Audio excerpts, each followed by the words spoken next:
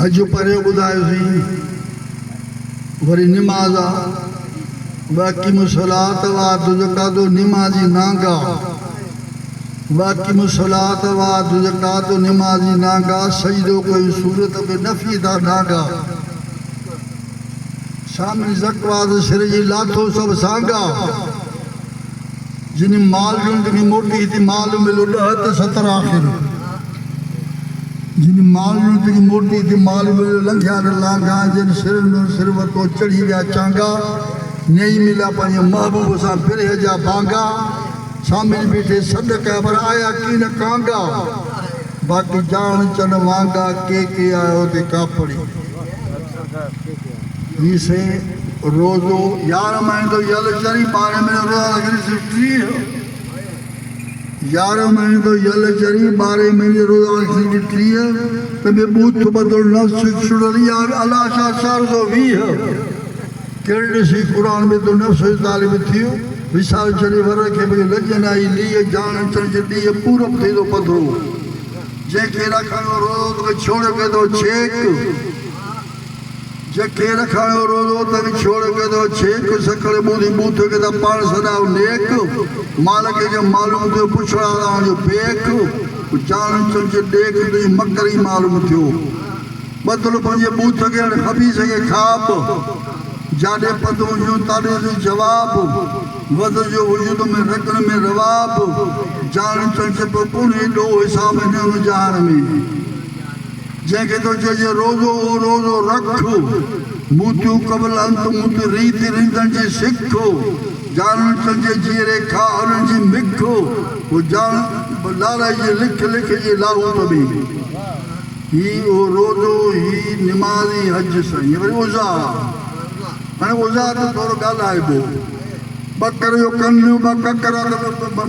ऐबदारा हो जे दंत कोने ऐबदारा अख कोने ऐबदारा खुर कोने ऐबदारा हाने सवाल तो पैदा थे मानू के चौदह वो ऐबदार शे अगे न थी प्यारी सुनी बेअबी हाने सवाल तो थे ना हाने बेअबुआ नर उनके ऐबदार क्यों थने वहां तो जाओ उनके ऐबदार पहिरियों कुटींदा डंडो हेठा रखी मथा और ठोके नसू कुटे और खसी कंदा पो निकली वरी चाबी जोर ॾेई भई पहला फिसी आ हाणे टेउ नंबर निकितो चीरे ॿार था कढनि त केॾो ज़ुल्म थियो आहे बे वेगे ऐबदार कयो या आउं थो चवां यार और या बेबो हुजे सोणो हुजे प्यारो हुजे बेबो हुजे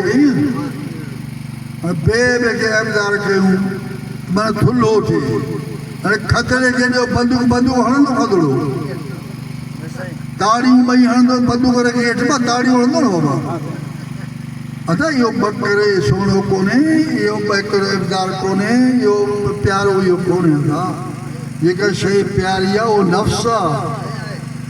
पीउ खां प्यारो पुट खां प्यारो ज़ाल खां प्यारो बचन खां प्यारो माल खां प्यारो धरती खां प्यारो नफ़्स आहे उनखे केतिरो कयो ढगा ढोर बकरा था आलिम हुजा दुनिया थी करे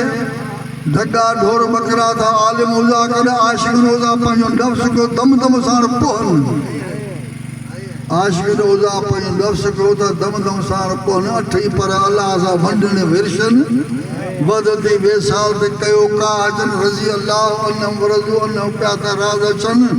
जानन चंच सचन फिदल बादल फिरे बरसियो